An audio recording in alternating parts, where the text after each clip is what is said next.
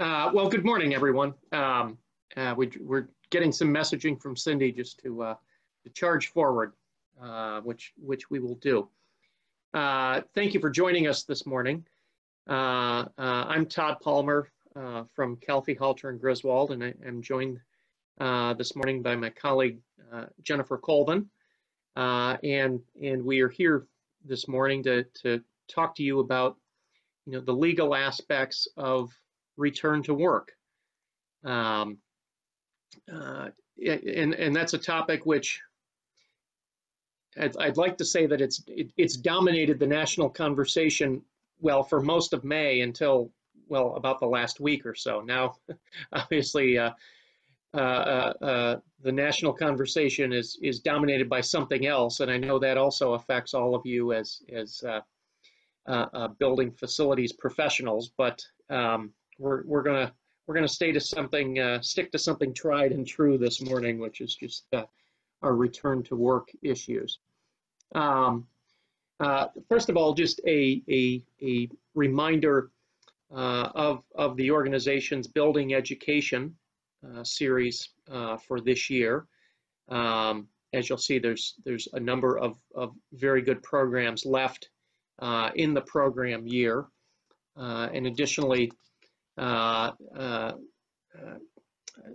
organization has put together a very good slate of COVID-19 related programs, and indeed Jen and I are pleased to be here with you on today's program to discuss the legal aspects of returning to work. As I noted, Jen and I are both with Calfee, Halter, and Griswold. We both work in our firm's labor and employment area. And you might ask, why are labor and employment lawyers talking about, physical distancing issues and return to work issues and protocols like that? And it's because, I guess at their most fundamental level, these issues are employer-employee issues, and in particular, how employers can foster an environment that is safe, or at least presents reduced risk of transmission of the virus. So I'd like to spend a few minutes going over some guidelines and protocols for return to work. And returning to work is really kind of a misnomer because so many companies, including our own Jen and my law firm, we haven't stopped working since the middle of March.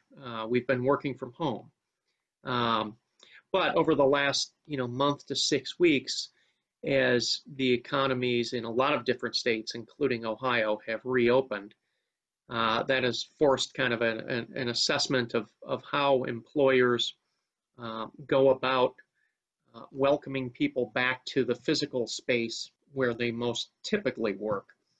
And that's what we're here to talk about today. Really, when it comes to the return to work, or maybe the resumption of work at the office, I think employers have several goals, and the first of those is obviously prevention and reducing the risk of transmission of the COVID-19 virus.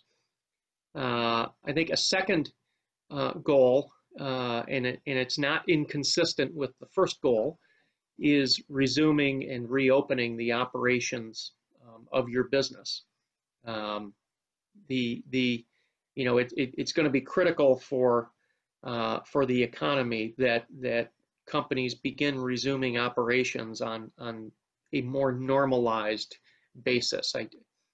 Working from home has worked pretty well. In fact, for some companies, I think it's worked surprisingly well. And that's not to say that work from home now suddenly will go away, because I recognize this has been kind of a transformative event for the whole question of where people work. But I take it as an article of faith that an organization still works better, or works at its absolute best, when people are at least on some routine or regular basis congregating at a central facility, such as an office. And obviously there's some businesses, say manufacturing, where working from home is simply not an option.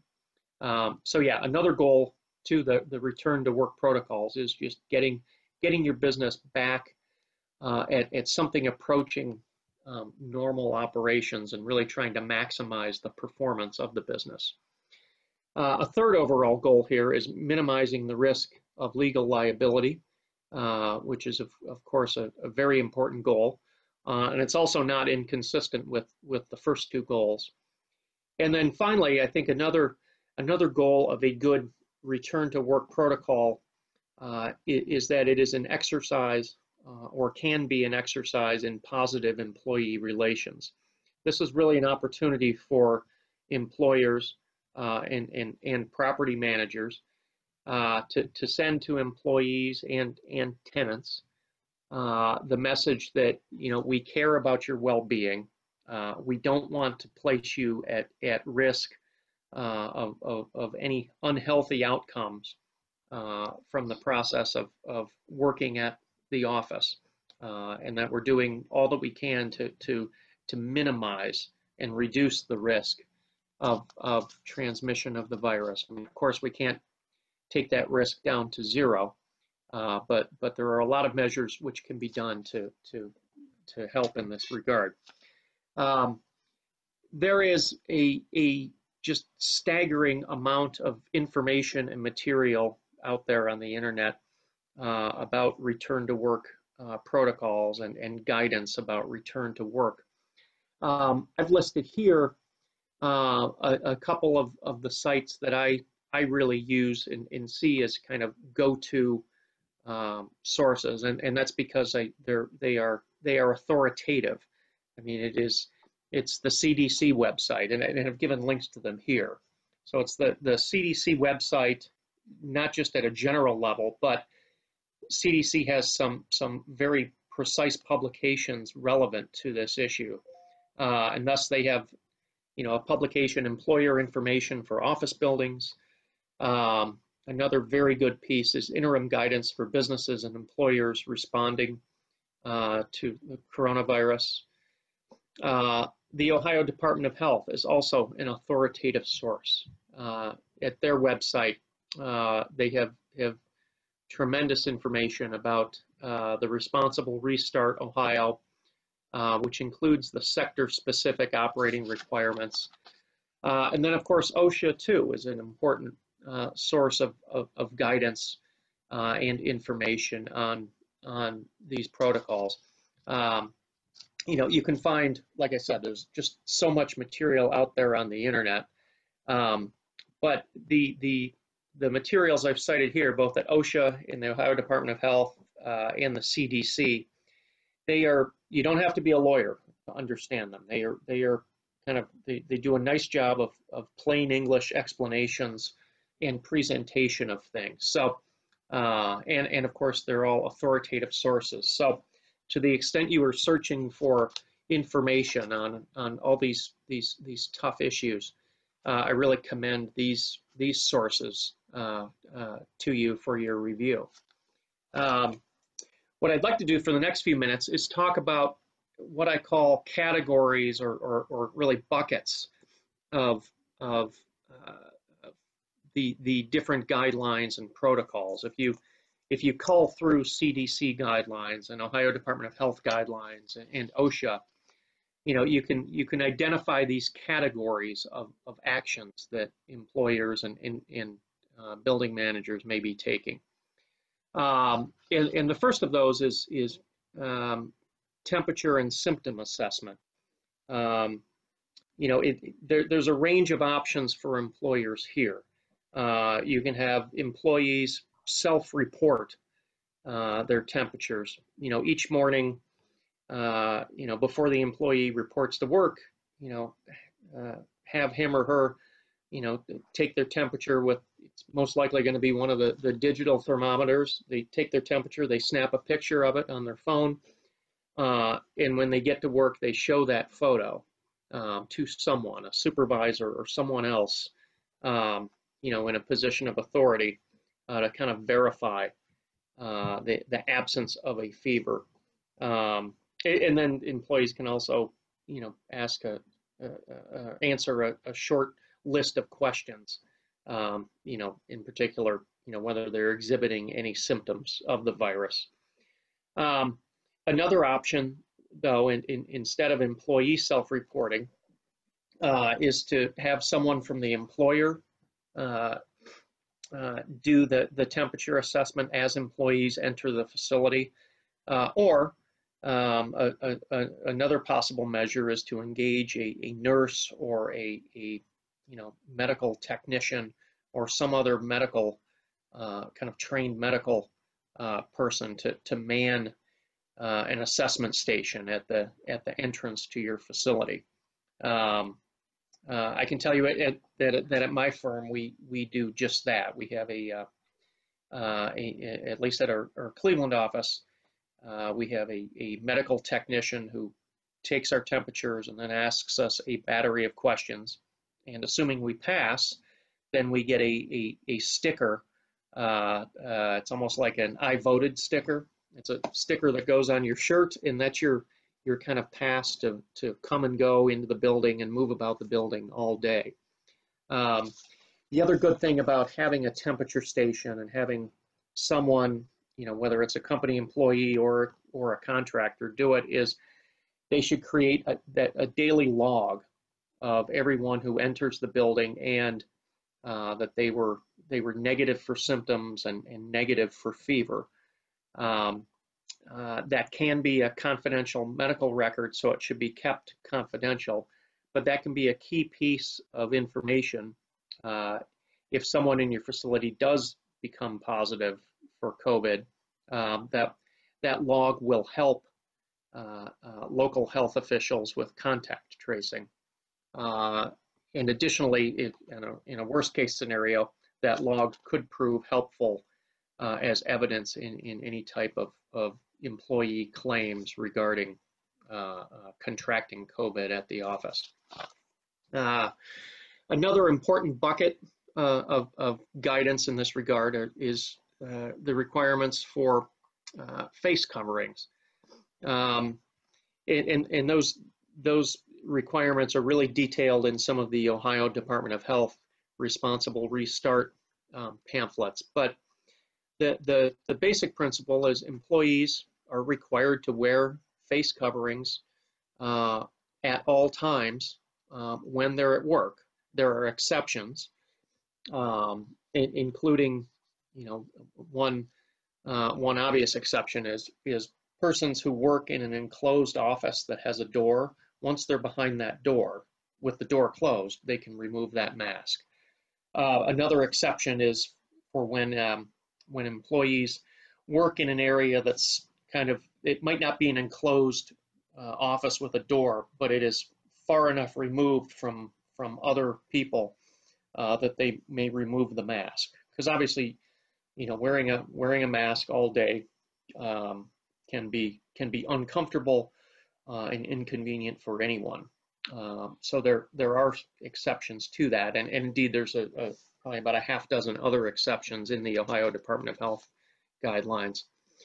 Then another bucket, kind of a third bucket of guidance, falls into the category of social distancing, and this is a very broad category. It includes, some very obvious measures, the 6-foot distancing and, taping off, 6-foot spots on the floor, in any places where employees might form a line. And it's other things like split shifts so that you're reducing the number of personnel in the facility at any one time. But I also urge you then just to take the time to analyze your operations and your people flow through the building. And that's the best way to do that is just do a walkthrough of the facility and, every square foot of the facility, and try to identify places where people congregate or where people flow can get slowed down or kind of, choke points. And then design ways to avoid those choke points and to stop that crowding. So that could mean things like staggering arrival times. It can mean closing or restricting access to lunch rooms, conference rooms, break rooms. It can mean regulating access to vending areas. In other words, maybe only one person at a time in a vending area. You certainly want to take a look at elevator capacity and in reducing elevator capacity to one person at a time. And I know that gets tough in multi-tenant buildings. Another thing to attack is restroom capacity. Try to limit restrooms to one person at a time with some signage out front to indicate when it's occupied. Get creative in designing new methods of kind of handoff of documents or tools or other materials.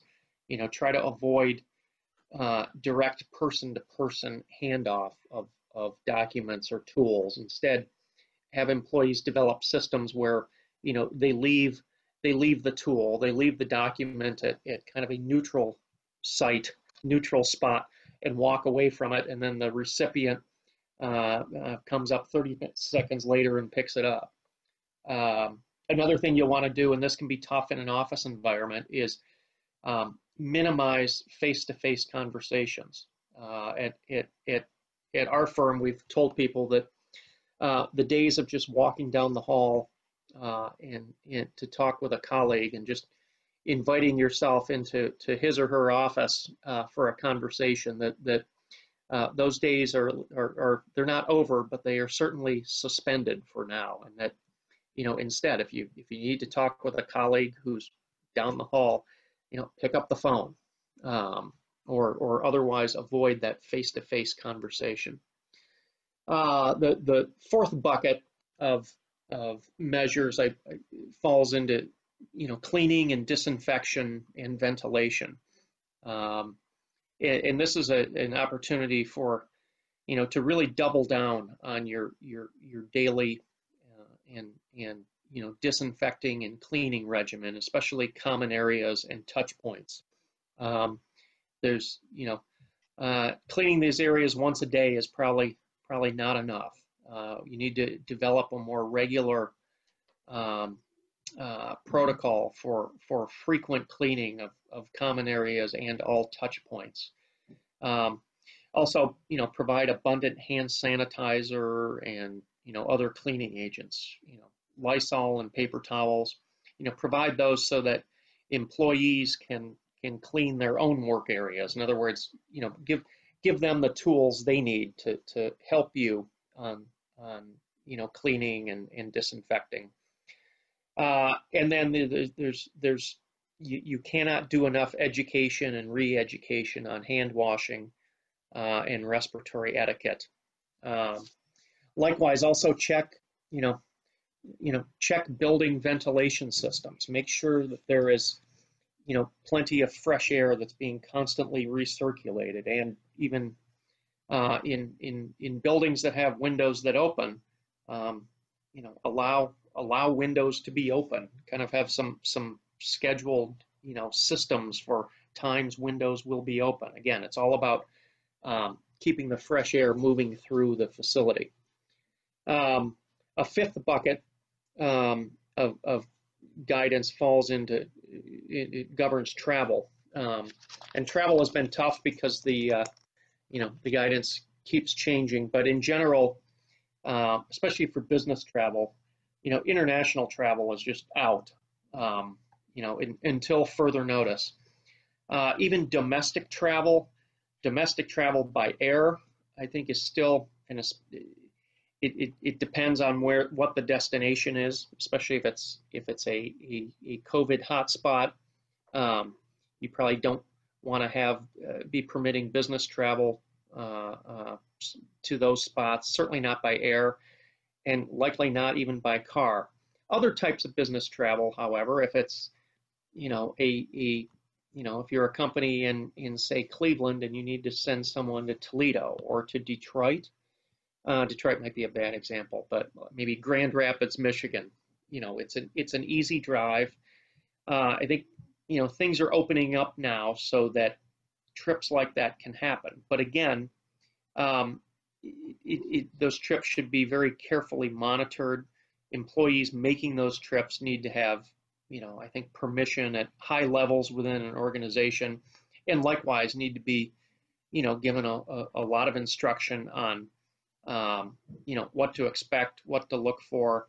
I mean, ideally, to the extent you are opening up, what I would call nearby business travel, either within the state or places fairly close by that's being done by car. You want to make sure that the destination they're going to, the customer they're visiting, or maybe the supplier they have a meeting with, you want to make sure the destination has protocols and actions in place that are at least as stringent as the ones that you have in your business. And then lastly, the last bucket is what I call the exceptions to return. Obviously, people who the CDC considers at high risk. Those are people age 65 and older, as well as persons with 7 or 8 defined medical conditions. They are deemed at high risk.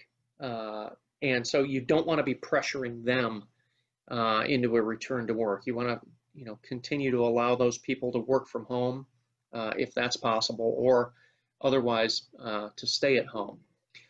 You may also have employees who have childcare obligations. Now that schools are ending and the online school term is ending, and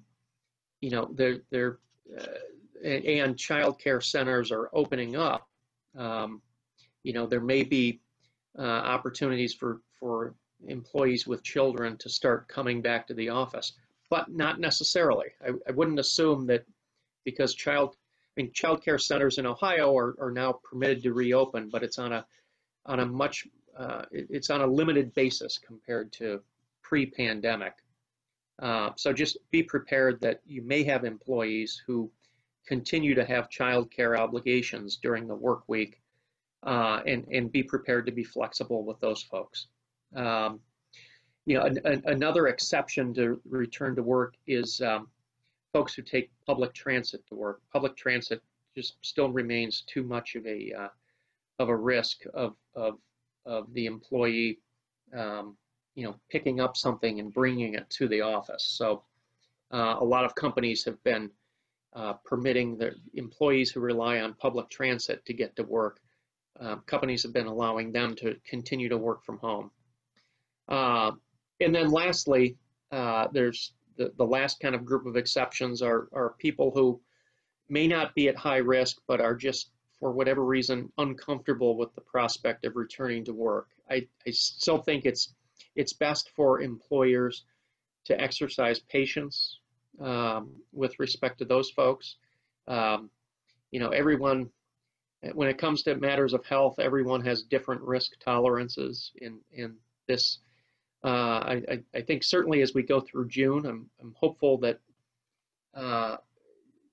folks who might be uncomfortable coming to work will have enough other out-of-the-house experiences that they realize, oh, I can go to the mall, I can go shopping, I can go out of the house, and I didn't get it, so maybe I can try this return to work thing. But yeah, continue to be patient with those folks, as difficult as that can be. And then really the last piece of advice I can give is just to have a plan, have a written return to work plan. And there's a few reasons to do that. First off, it's important to have that plan so that if you do get inquiries from your local Department of Health or OSHA about what you're doing to mitigate the risk of transmission at your facility, if an inspector shows up, you can show him or her that written return to work plan. That goes a long way. But the other good thing about developing a written return to work plan is it it forces a certain intentionality upon you, as you, just the physical process of writing that plan forces you to think of more things and kind of continually improve your process. And a written return to work plan is just by definition going to be a lot more thorough than any kind of unwritten collection of oh yeah, we need to do this, we need to do that. So with that, I'm going to that kind of ends my presentation. I'm going to turn it over to Jen to address some of the tougher workplace issues of what happens when you have an employee who may be exhibiting symptoms. Thanks. All right. I will share my screen here with everyone.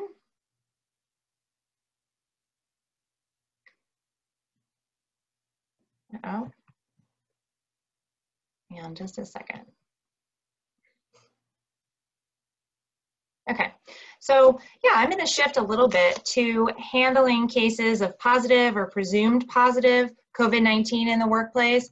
And we're kind of starting from the assumption that you're doing the things that Todd talked about. And actually, as I start, let me remind everyone, I don't know if you know, we did activate the live Q&A ability on the webinar. So if you have questions that come up, or if you have questions based on what Todd just said, feel free to ask them through the Q&A tool on the webinar. And we're going to try to leave time for questions so that we can make sure we address all of the individual inquiries that you guys might have based on some of the information we're presenting. So assuming that you've put into place a lot of the measures that Todd addressed, and you are seeking to have employees screen and whatnot, the first situation that might come up is what happens if you have an employee who appears at your property with symptoms. And so they show up and you are doing the temperature screening or the symptom assessment check, and you find out that they do have symptoms or they do have a temperature. What do you do? And what do you do with three stakeholders? The employee, the coworkers, and then with the workspace itself. So the first, what do you do with the employee? Okay, so for the employee, assuming that you are symptom assessing in a socially distant way at your front door, then you would isolate that employee from their coworkers immediately. You would not let them come into close contact with anyone else. Send the employee home with instructions to contact their doctor. Guidance has been back and forth about whether to go see your doctor, so it's important just to tell them at this point to contact their doctor and seek the medical opinion as to what their physician would like them to do, not necessarily to drive straight to their doctor's office. With respect to coworkers, since they were distanced at the screening point, they wouldn't have come into close contact with the potentially infected person and would not have been exposed in accordance with the CDC definition of exposed. So you can continue using the recommended measures at the front of your building, the temperature screening, the health assessment, continue guidance on frequent hand washing and social distancing and the use of face coverings for those coworkers. There's nothing additional you have to do. And then in terms of the workplace, you'd want to continue with your enhanced screening procedures and cleaning and the disinfecting on more than a daily basis is what we're seeing now as best practice. But what if someone is in the workplace and you don't catch the potential positive case at the door? What do you do for these three groups of stakeholders? And then we'll note at the end kind of some differences if you're in a critical infrastructure segment, because the rules really are just entirely different there. So if after having been in the workplace, you learn that an employee has tested positive or is reasonably suspected to be positive. A lot of times people will refer to that as presumed positive, since not everyone is getting tested. It's getting better, but not everyone's able to get tested. So how do you handle the worker? You would require that worker to stay home. You would report the positive or presumed positive case to the state and local health department. And then you would follow recommendations, and here we're using CDC guidance for returning to work. And there are 3 return to work methodologies for someone who is presumed positive or has tested positive. The first is a symptoms-based strategy. So for someone who has tested positive and is symptomatic, so cough, fever, difficulty breathing, those respiratory symptoms, for someone who has displayed symptoms and tested positive, they can return to work if they meet all of these 3 guidelines. They are 72 hours fever-free in an unmedicated state, 72 hours without symptoms. So again, that coughing, the fever, any of that respiratory distress. We're hearing a lot of difficulty breathing, kind of lung capacity type issues. And then they're at least 10 days since the symptoms first appeared. Then that person can return to work, even though that they had tested positive and had the virus. It's considered safe. The second strategy is a time-based strategy. And the next 2 strategies are for individuals who are not symptomatic. It's a little more difficult sometimes to address workers who may not actually have symptoms but tested positive for the virus. So the time-based strategy allows an employee to return to work if they if it has been at least 10 days since their positive test and they have no symptoms. So this is an employee who never had symptoms, didn't develop symptoms, and they're 10 days removed from their positive test. They're safe to return. The third strategy is a time-based strategy. And again, this is for an asymptomatic worker. They never displayed the symptoms, but they tested positive. They can return to work. They're safe to return to work if they have a negative result from at least 2 consecutive respiratory specimens collected at least 24 hours apart. And there are different types of tests, but under the CDC guidance, the respiratory specimen test is the one that they've decreed is kind of safe to return to work if you have 2 negative respiratory specimen tests collected at least 24 hours apart, then that individual is safe to return to work. So how do you handle coworkers? The first thing you need to do is determine who has been exposed and perform, you'll hear the term contact tracing. So exposure is defined by the CDC as employees or other workers who were in close contact, which is within 6 feet, for a prolonged period of time with the positive individual. So those are individuals who you consider exposed if they were in close contact at any time within the prior 48 hours. They would be considered exposed and would be in that group that you would identify through contact tracing. And the state and local health departments often will assist with contact tracing. So coworkers who have been exposed need to be informed. There are confidentiality considerations here under some of the federal statutes. So you want to be careful about not needlessly disclosing the positive worker's identity. There are cases where it becomes necessary and it needs to be a case-by-case assessment. But in general, you're informing coworkers or other people in the building who may have been exposed. And again, this is where the log that Todd talked about of who has been in the building can be incredibly helpful. Potentially exposed workers with symptoms should self-isolate in accordance with the return to work methodologies that we talked about on the last slide. Potentially exposed workers with no symptoms should remain at home and practice social distancing for 14 days. We know that the virus can take a long time to incubate and that people can have a long lag before they display symptoms. So 14 days is still the recommended self-isolation, self-quarantine period. Per the Responsible Restart Ohio guidelines, once testing is widely available, their recommendation is all potentially exposed workers should be tested for the COVID virus. You might already have picked up here from the timing of the return to work and the coworker exposure that it's possible that a confirmed positive employee may actually return to work sooner than a potentially exposed coworker who displays no symptoms and has to self-isolate for 14 days. So the results of having a positive worker in the workplace can actually be a little bit counterintuitive, and it's important to really kind of map it out case-by-case basis for each of the groups, whether you're an exposed, asymptomatic, exposed, developed symptoms, or the worker that tested positive. Okay, So how do you handle the facility? There's kind of a decision tree point here. If it's less than 7 days since the employee was in the facility, then the best practice advice is to close off the area of the workspace used for prolonged periods by the ill worker. So to empty it. And again, I mean, we're going to be informing coworkers.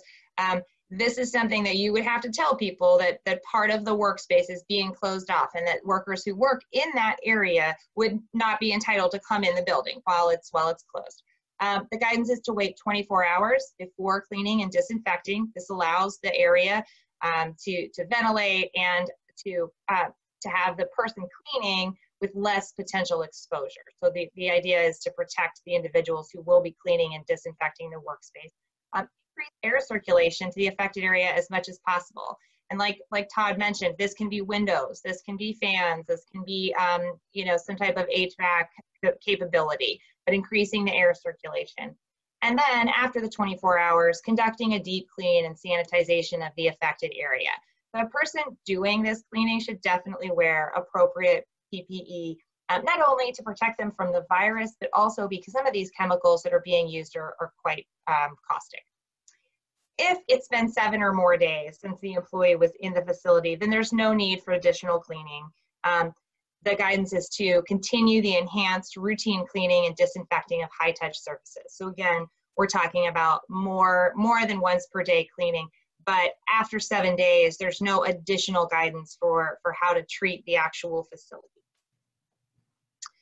A note about critical infrastructure workers, because they really are treated differently.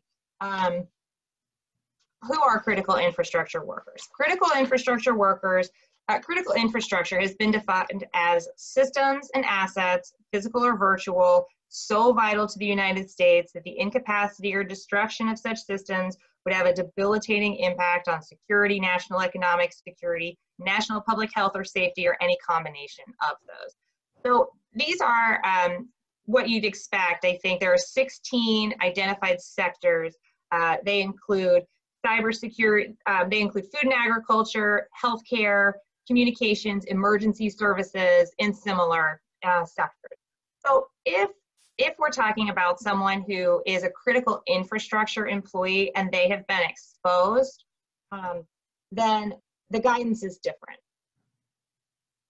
Critical infrastructure workers who are exposed to COVID-19 may continue working. So it's night and day from non-critical infrastructure, where exposed coworkers are expected to stay home and self-isolate. Critical infrastructure workers who've been exposed may continue to work so long as they're asymptomatic. Again, no fever, no respiratory symptoms, no loss of taste or smell. There's been some skin lesions that have been linked to COVID now, so asymptomatic entirely. And then both the employer and employee take additional precautions. And those additional precautions can include additional PPE, even more enhanced social distancing, things like that, to ensure that if they do develop symptoms or they do develop the COVID-19 virus, that they won't have exposed needlessly others that they're working with.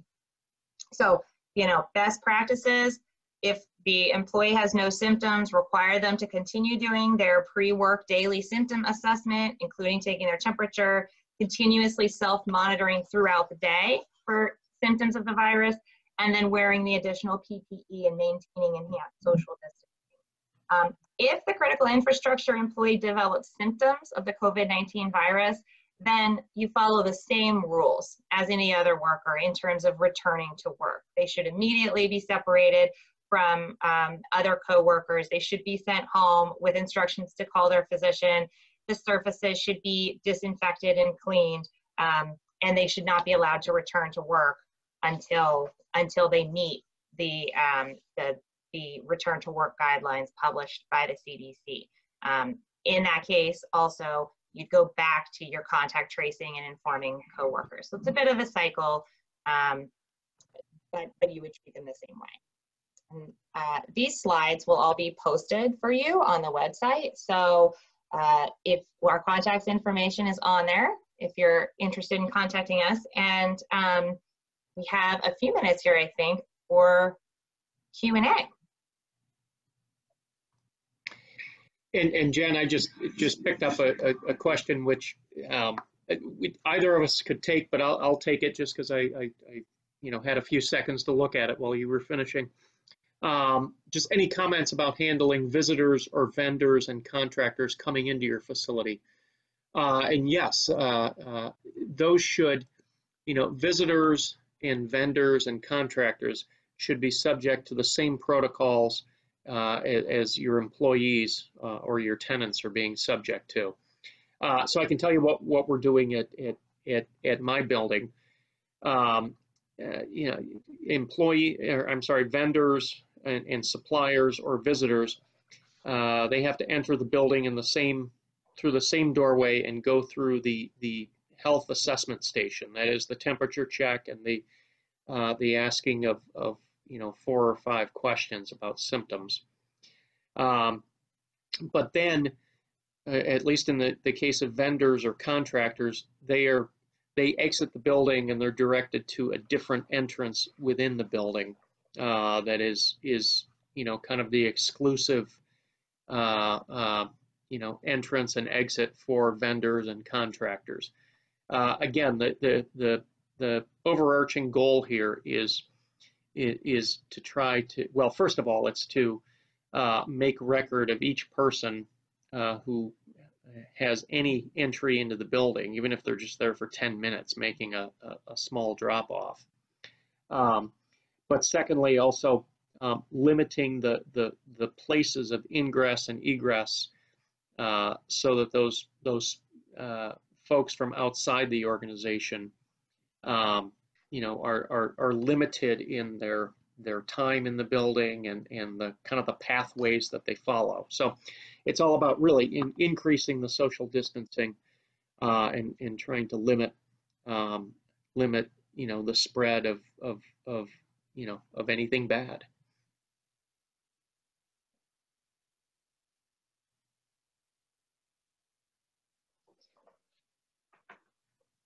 Looks like that was our only question. If anyone has any other, feel free to. Going once, going twice? Yeah.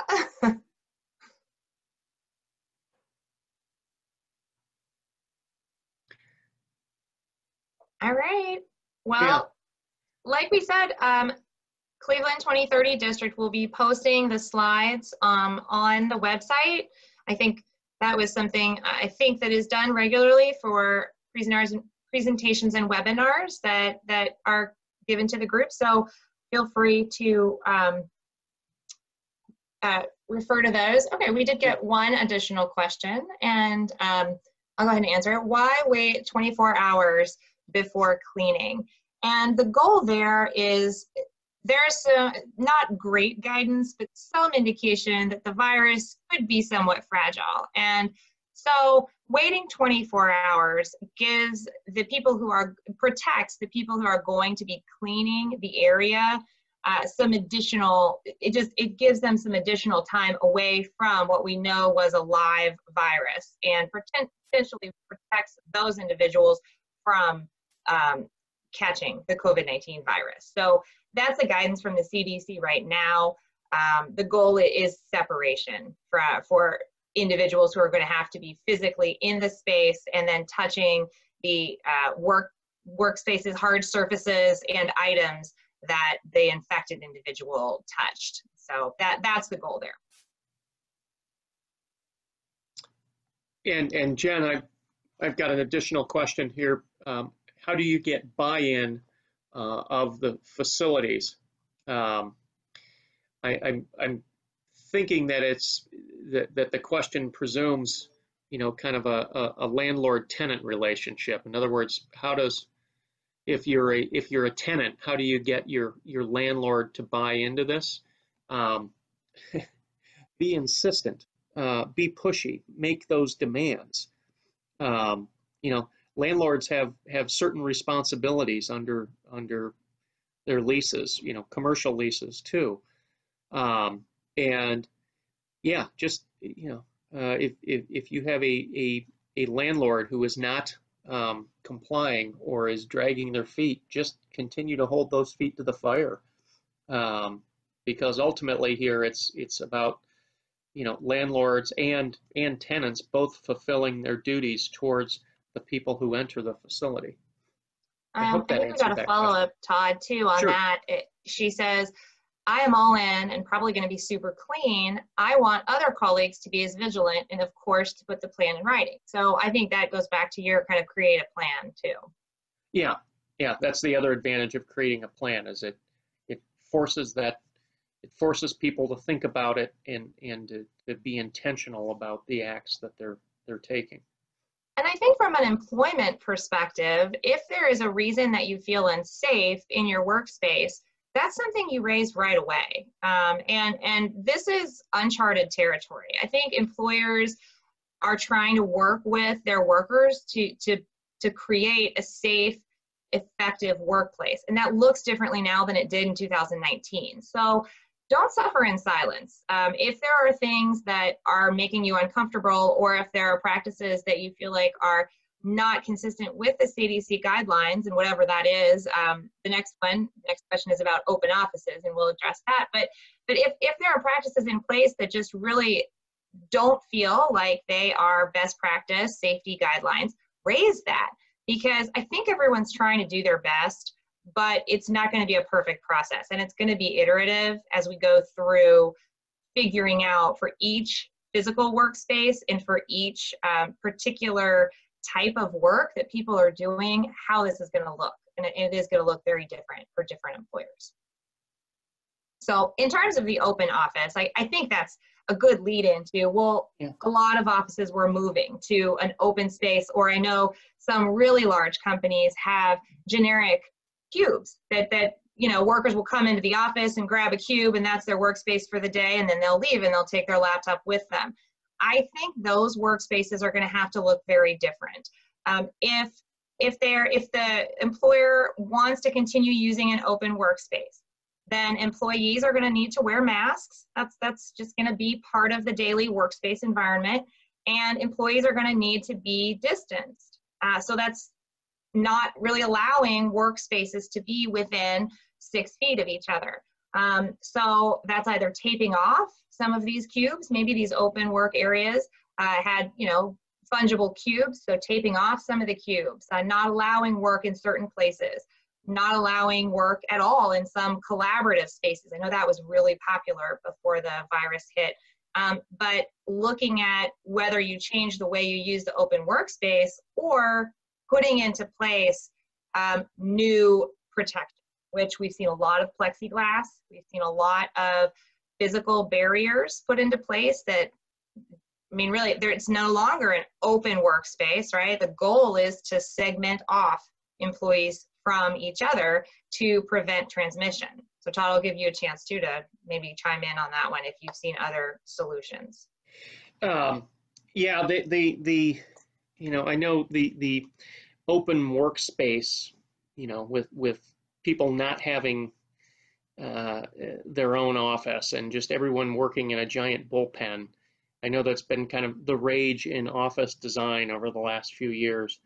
And I'm no architect or office space designer, but just I've just seen some articles, just even in like the Wall Street Journal, basically proclaiming the death of the open office. That's just it's not anything that businesses are likely to continue building out like that, and it's going to take significant modifications for the existing kind of open office environments. But yeah, it really it's about spacing, spacing, and even better than spacing is isolation. The ability to go into an office with a closed door where you are the only person in that room. I'm sure a lot of the theories behind the whole open office space are probably very much against that form of isolation, but I think at the end of the day, public health concerns are going to win out. Right. We've got another question here for suggestions on addressing an employee who does not want to or cannot wear a mask. and insists that they have no possibility of being contagious, even though they are a part of the high-risk category. I'll take the second part of that question first, which is the fact that the person is in a high-risk category, that has no bearing on whether they themselves are contagious. Instead, it's more they are more vulnerable to adverse outcomes from COVID-19 if they get it. So the person who's in a high-risk category should be worried not about if they're coming to work and spreading it, but instead what's going to happen to them by being at work.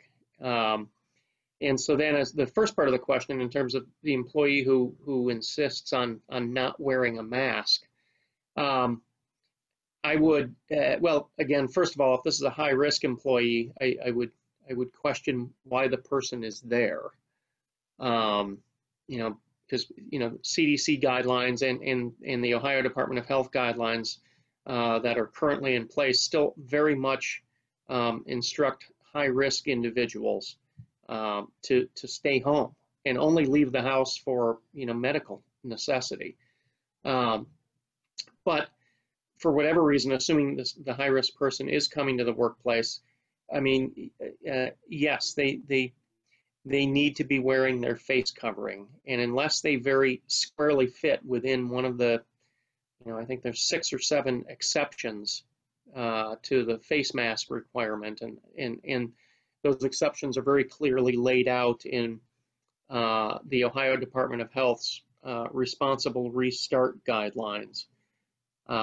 Yeah, and unless the person really squarely fits within one of those exceptions, I think the employer has to just, enforce the rule, require them to wear a face covering. And if they can't live with that rule, then I think then the next part of the conversation is having them stay home. If they can't abide by the face covering rule and they're not squarely within one of those exceptions, then they probably ought not to be coming to work at all.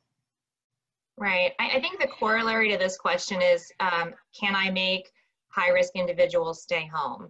And the short answer is no. Right now, under the Americans with Disabilities Act guidance, as it's kind of being interpreted, you cannot force someone to not come to work because of your concerns about them being in, a vulnerable group. But I think what you can do is have that discussion with individuals who, if you're opening up the workplace and you're talking about people coming back, I think it's worthwhile as part of your initial communication to just offer right out there, hey, this is voluntary, particularly for individuals who are in a high-risk group or who are in a vulnerable category. Start the conversation, because like Todd said, if they want to come to work, I think the question to ask is why. And once you know what the concerns are or what the motivation is, then you can address whether there's an accommodation to be made for that person that protects them and also allows the employer to enforce all of their rules and new procedures around PPE and face covering and other social distancing measures and the like. Yes, good point, Jen. Thank you. So I think that's all we have in terms of questions, and we're right up against our 1 o'clock end point. Our contact information is on the PowerPoint, which will be posted on the 2030 district website. Please feel free to contact us if something occurs to you later or you didn't have a chance to get your question answered. This is top of mind for us every day. So it's been a pleasure being here with you all. Thank you so much for your attendance. Yes, and Cindy, thank you. Cindy, I know you're out there. Thank you for setting this up. And I'd also like to thank 2030 District Board Member Ron Stupka for kind of having the idea that Jen and I might be of interest to all of you. So, and I hope we have been of interest. I know that we have enjoyed speaking to you and fielding your questions. It's always great to see the questions that come from, people in the real world who are on the ground tasked with so much of this. So we thank you for your time this afternoon. And everyone, keep up the good work and stay well. Thank you. Thank you.